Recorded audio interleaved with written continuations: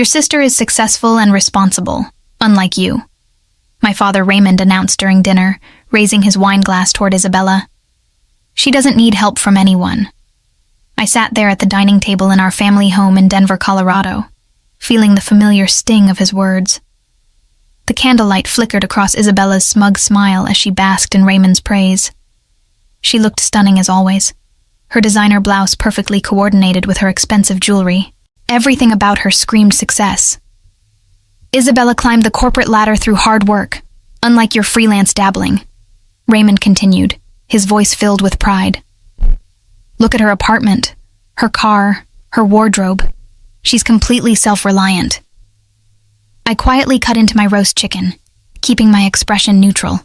2 years of these dinner conversations had taught me to stay silent, while Raymond celebrated Isabella's supposed achievements and dismissed my work as worthless computer games. "She's making real money in retail management," he went on. "Not like Hannah, sitting at home playing around on computers all day." Isabella beamed at the comparison. "Thank you, Dad. I've worked really hard to get where I am. It feels amazing to be financially independent." I nearly choked on my water. Financially independent? The woman who had begged me for $4,000 just last week for her credit card payments? "Excellent," I said quietly, setting down my fork. "Then she won't need my $4,000 monthly support anymore." The words hung in the air like smoke from an extinguished candle.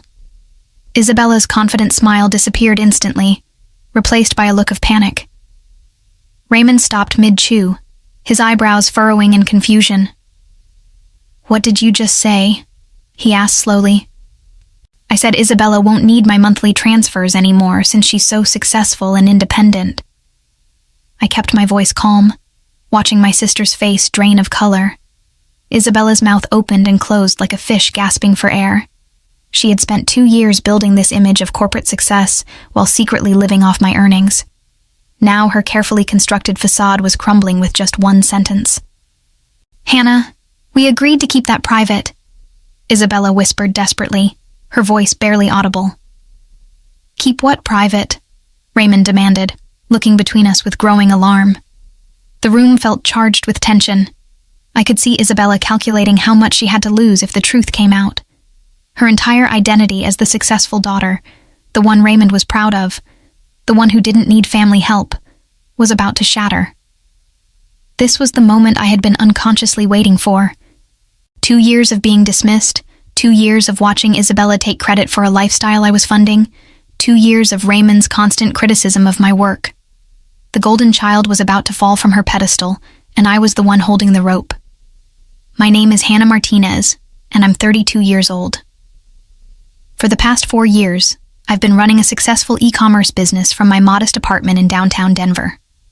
While my family sees me as an underachiever who plays around on computers, I've quietly built an empire selling specialty outdoor gear through multiple online platforms. My business, which I call Mountain Peak Essentials, started small, but has grown beyond my wildest dreams. I source high-quality hiking and camping equipment from manufacturers across the country and sell them through my own website, Amazon, and several other platforms. Last year alone, I generated $750,000 in revenue. My profit margins are healthy, and my customer reviews consistently rate 5 stars. The irony isn't lost on me. While Raymond dismisses my computer dabbling, I make more in a month than most people see in a year. But I've always been private about my success. I dress simply, drive a reliable Honda Civic, and live below my means. Money has never been about status for me. Isabella, on the other hand, has always been about appearances. At 28, she works as a retail manager at a high-end clothing store in Cherry Creek, earning around $45,000 annually. It's a respectable job, but hardly the executive position Raymond believes she holds. 2 years ago, Isabella came to me in tears. She had racked up enormous credit card debt trying to maintain a lifestyle she couldn't afford. The apartment she rented was bleeding her dry, her car payments were astronomical, and she was drowning in designer purchases she had made to keep up with her wealthy friends. "I'll pay you back, I promise," she had begged. "I just need help until I get promoted. I can't let Dad know I'm struggling." Being the older sister, I felt protective. I agreed to transfer $4,000 monthly to cover her shortfalls, with the understanding that it would be temporary. Isabella promised she would use the time to get her finances in order and eventually become truly independent. Instead, she used my money to fund an even more extravagant lifestyle. She moved to a luxury apartment, bought expensive clothes, and started posting on social media about her successful career. She convinced our extended family that she was thriving in corporate America, while carefully hiding the truth about where her money really came from. Meanwhile, Raymond continued his pattern of comparing us during every family gathering. He would praise Isabella's independence and business acumen, while dismissing my work as a hobby. He genuinely believed that Isabella's retail management position was more valuable than my thriving online business. "Hannah needs to get a real job," he would say to relatives. "Isabella is the responsible one. She's making something of herself." The worst part was watching Isabella nod along with these comparisons, never once acknowledging that her entire lifestyle was subsidized by the sister Raymond constantly criticized. She had become comfortable with the lie, comfortable with letting me fund her image while taking all the credit. Tonight's dinner was supposed to be another celebration of Isabella's latest promotion at work. Instead, it was about to become the night when the truth finally came out. The silence stretched on for what felt like hours, but was probably only 30 seconds. Raymond set down his fork and stared at me with the expression he usually reserved for discussing my disappointing life choices. "Hannah, explain what you mean by monthly transfers," he said slowly. Isabella shot me a desperate look across the table.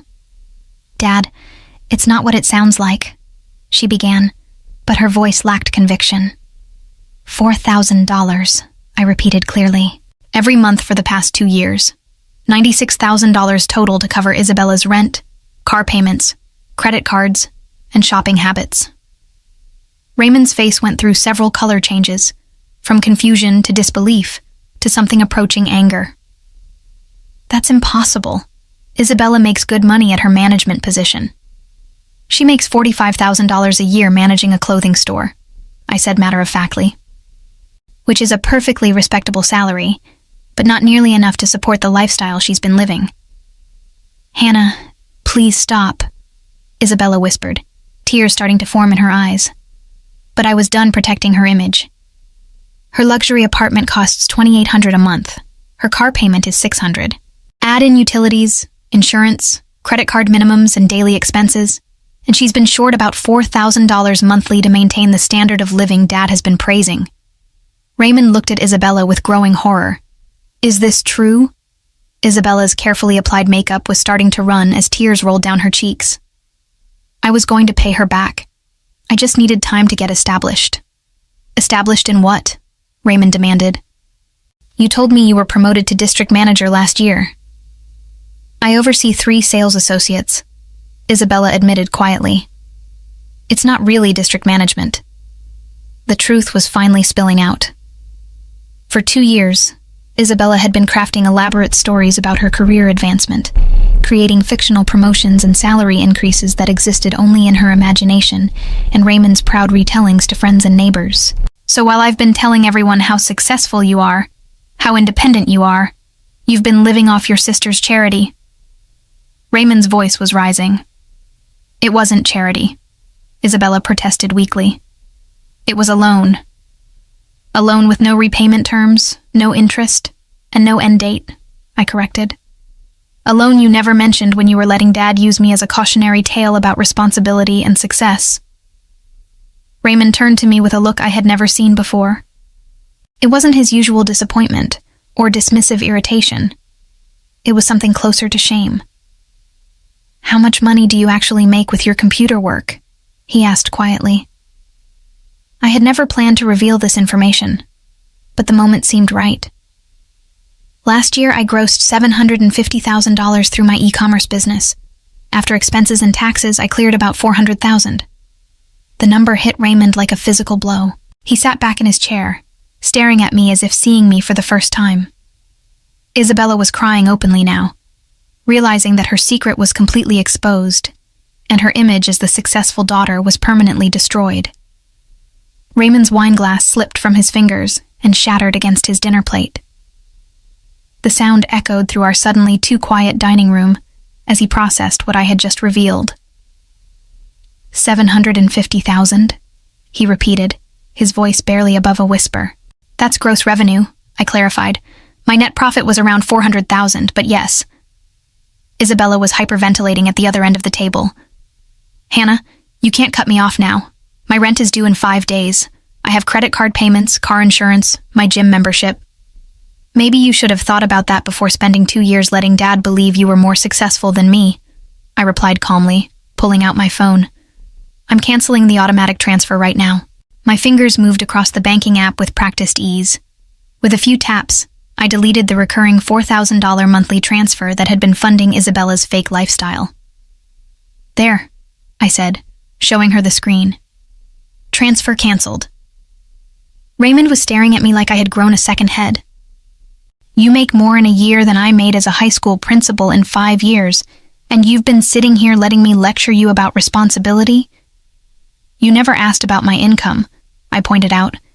You just assumed that because I work from home, I must be unsuccessful. Isabella suddenly stood up, her chair scraping against the hardwood floor. Dad, you have to make her keep helping me. I'll lose my apartment. Sit down, Isabella, Raymond said sharply, his tone cutting through her panic. You've been lying to me for 2 years. I wasn't lying exactly, she protested. I was just managing the narrative. Managing the narrative? Raymond's voice dripped with disgust.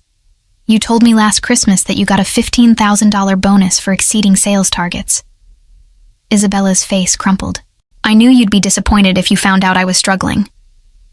So instead, you let me believe Hannah was the family disappointment while she was literally paying for your life. Raymond stood up, his own chair joining the chaos.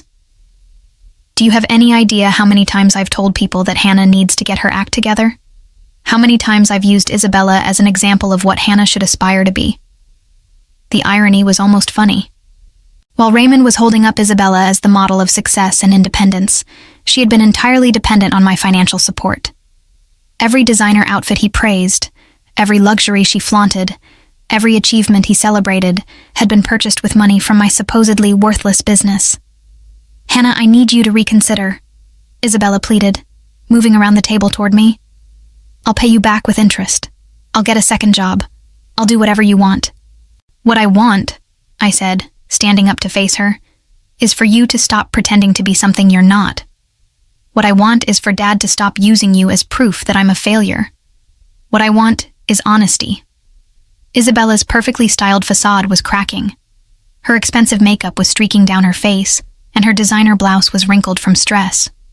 For the first time in years, she looked like what she actually was, a 28-year-old retail worker living beyond her means.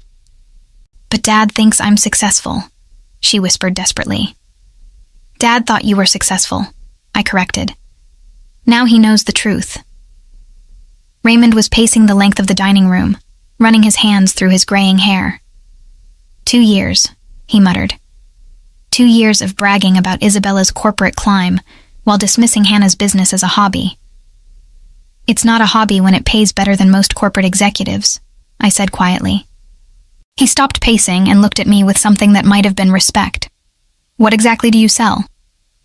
Outdoor gear, I replied. Hiking equipment, camping supplies, specialized clothing. I have relationships with manufacturers across the country and distribute through multiple online channels. My customer base is primarily adventure enthusiasts who appreciate quality equipment and excellent service. Raymond blinked slowly. And this generates $750,000 annually? More some years, less others. But consistently profitable? Yes. Isabella was still crying, but now her tears had taken on a different quality. These weren't tears of panic about being discovered. These were tears of genuine grief for the life she was about to lose. I need specifics about your business, Raymond said, settling back into his chair with a new intensity. I want to understand exactly what I've been dismissing all these years. Isabella looked between us with growing desperation. She was realizing that Raymond's attention had completely shifted away from her crisis and toward understanding my success. I started Mountain Peak Essentials 4 years ago, I began. I noticed a gap in the market for high-quality outdoor gear that wasn't outrageously expensive. Most camping equipment is either cheap garbage that breaks after one trip, or luxury items priced for trust fund kids. Raymond leaned forward, actually listening to me for perhaps the first time in my adult life. So I researched manufacturers, built relationships with suppliers who produce equipment for major brands, but also do private label work. I created my own line of products that match the quality of premium brands at roughly 60% of their retail price. And people actually buy this stuff online? Raymond asked. Dad, camping and hiking are massive industries, I explained. People spend billions of dollars annually on outdoor recreation. The problem is that most gear companies focus on extreme athletes or casual weekend warriors. I target serious enthusiasts who want professional-grade equipment but don't want to pay luxury prices. Isabella was scrolling frantically through her phone, probably calculating her monthly expenses, and realizing how quickly her world was about to collapse. My average order value is around $250, I continued. I process roughly 1,200 orders per month across all platforms. My gross margin runs about 40% after product costs, but before marketing and overhead. Raymond was doing math in his head. 1,200 orders times 250 is 300,000 monthly. Times 12 months, 3.6 million in gross revenue, I finished. But that's been my peak year. I told you last year's numbers, which were more typical. The magnitude of my business was finally sinking in. Raymond had spent years treating me like an unemployed college graduate playing video games in my apartment, when I was actually running a multi-million-dollar operation. Where do you work from? He asked. My apartment has a dedicated office space, but most of the logistics are handled through third-party fulfillment. I manage inventory planning, vendor relationships, marketing, customer service, and financial planning. The physical shipping happens through a warehouse in Commerce City. Isabella suddenly looked up from her phone with panic in her eyes. Hannah, my credit card minimum payments alone are $1,800 a month. Without your transfers, I can't even make the minimums. Maybe you shouldn't have bought so much designer clothing, I suggested. Or maybe you should have been honest about your situation instead of building a lie that required constant financial support. But what am I supposed to tell people? Isabella wailed. Everyone thinks I'm successful. Tell them the truth, Raymond said harshly. Tell them you've been living a lie funded by the sister you and I both dismissed as unsuccessful. The weight of the revelation was clearly affecting him. Every conversation we had ever had about my career was being recontextualized. Every time he had criticized my work choices, every time he had held up Isabella as an example, every time he had suggested I get a real job was now revealed as ignorant and hurtful. I need to call your Aunt Jennifer, Raymond said suddenly. Why? Isabella asked with dread. Because last month I told her that Hannah should follow Isabella's example and find a traditional career path. I told her that Isabella's retail management position was proof that traditional employment was more stable than entrepreneurship. My Aunt Jennifer, Raymond's sister, was a successful real estate developer who had always been supportive of my unconventional career path. She had probably held her tongue when Raymond made those comments, but she must have known how misguided his perspective was. Isabella was spiraling into full panic mode. She had pulled out her laptop and was frantically searching for apartments she could actually afford on her retail salary. Look at this, she said, showing us a studio apartment listing. 600 square feet for $1,500 a month, and it doesn't even have a dishwasher. Welcome to living within your means, I replied without sympathy. Raymond was still processing the business details.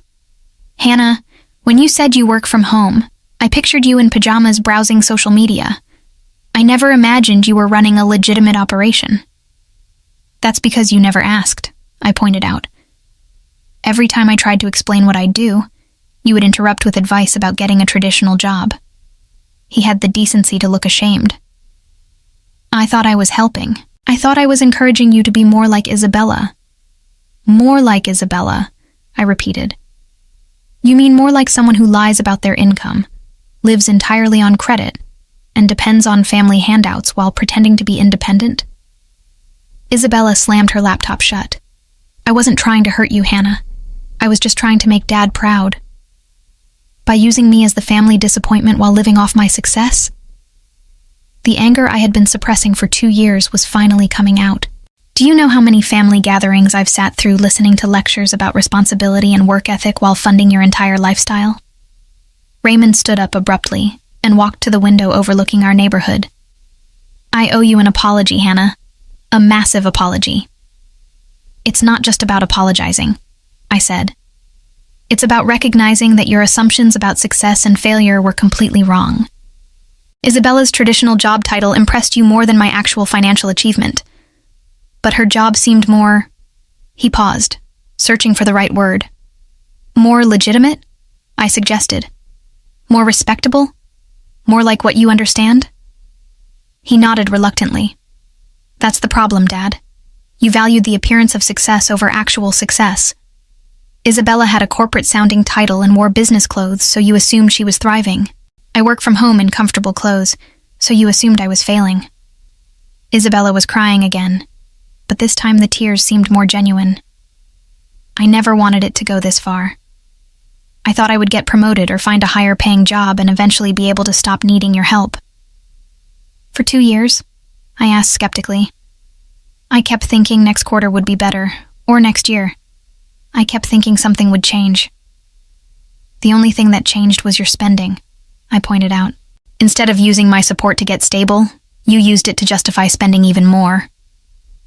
Raymond returned to the table and sat down heavily. What happens now? Now Isabella figures out how to live on her actual salary, I said.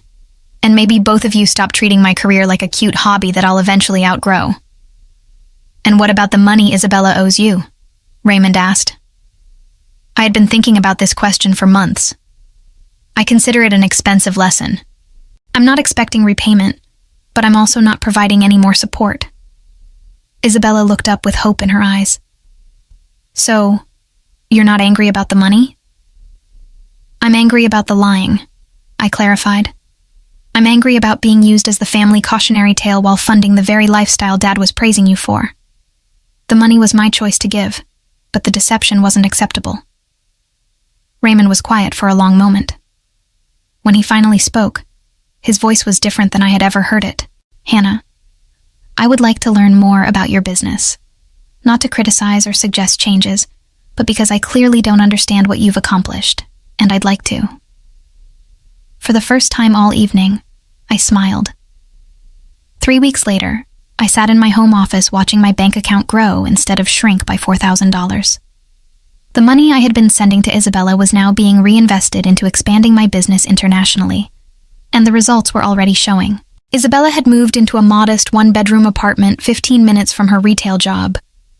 She had sold most of her designer clothing and jewelry to cover her credit card payments, and I had heard through Raymond that she was working extra shifts to make ends meet. The most satisfying part wasn't watching Isabella struggle with reality. It was watching Raymond come to terms with how wrong he had been about both of us. He had called me every few days since our dinner confrontation, asking detailed questions about my business operations. Not critical questions or suggestions for improvement, but genuine curiosity about how I had built something successful, while he was dismissing it as worthless. I told Jennifer about your real revenue numbers, he admitted during one of our calls. She laughed at me for 20 minutes straight. Aunt Jennifer always knew you were underestimating me, I replied. She said she tried to tell me several times, but I wouldn't listen. Raymond's voice carried a weight of regret. She said I was being an arrogant fool who couldn't recognize success because it didn't look like what I expected. That sounded exactly like something Jennifer would say. She had never been shy about calling out family members when they were being ridiculous. The worst part, Raymond continued, is realizing how many people I told that Isabella was the responsible one, and you needed to get your act together. I was bragging about her corporate success to everyone. And now? Now I have to figure out how to explain that everything I said was wrong, that the daughter I was criticizing was actually more successful than I ever dreamed, and the daughter I was praising was living in a fantasy funded by her sister's generosity. The reversal was complete. Raymond's entire understanding of his daughters had been flipped upside down, and he was struggling to reconcile his assumptions with reality. The most dramatic consequence came when Isabella's carefully constructed social media presence began to crumble. She had built an enormous following by posting photos of her luxury lifestyle, her designer outfits, and her expensive apartment. Her social media fed the narrative that she was a successful young professional living her best life. Without my financial support, that content stream dried up immediately. She could no longer afford the designer pieces that had been central to her online image. Her luxury apartment was gone, replaced by a modest space that didn't photograph well. Her expensive dinners and shopping trips became memories. Her followers began to notice. Comments on her posts shifted from admiration to concern. "Where have you been?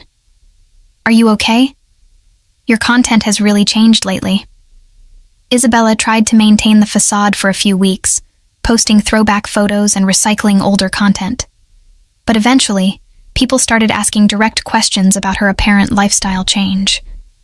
The final blow came when one of her former co-workers, someone she had probably bragged to about her corporate success, commented publicly asking about her big promotion that never seemed to have happened.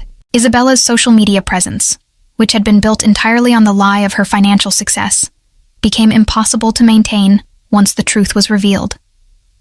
She eventually made her accounts private and stopped posting altogether. Meanwhile, Raymond had begun telling people the truth about my business success. It was awkward for him, having to explain that he had been wrong about both of his daughters for years. But he seemed committed to making up for his mistakes by giving me the recognition I had earned. "I'm proud of what you built," he told me during one of our conversations. "I'm ashamed that I couldn't see it when it was right in front of me." Those words meant more to me than all the money I had ever made. Isabella's transition back to reality proved more brutal than anyone anticipated. Within 6 months of losing my financial support, she had been forced to declare bankruptcy, unable to manage the credit card debt she had accumulated while living far beyond her means. The luxury apartment, designer wardrobe, and expensive car were all repossessed or sold, leaving her with barely enough furniture for her small studio apartment. Her social media followers, who had admired her seemingly glamorous lifestyle, began to distance themselves once they realized her success had been entirely fabricated. Former friends stopped inviting her to expensive social events she could no longer afford, and dating became complicated when potential partners expected the affluent woman her online presence had portrayed. Raymond faced his own social embarrassment when family members and neighbors learned that he had spent years criticizing his actually successful daughter while praising the one who had been living on borrowed money and borrowed time, forcing him to confront not only his favoritism, but also his fundamental misunderstanding of what constituted real achievement versus mere appearance. As I reinvested the recovered $4,000 monthly into expanding Mountain Peak Essentials into European markets, I realized that Raymond's years of dismissive comments had inadvertently become the fuel for my determination to prove that success comes in many forms, not just the traditional paths he understood and valued. The greatest victory wasn't watching Isabella face the consequences of her deception, but rather witnessing Raymond finally recognize and respect the business empire I had built while he was looking the other way, teaching me that sometimes the most satisfying revenge is simply allowing the truth to speak louder than the lies that once defined you.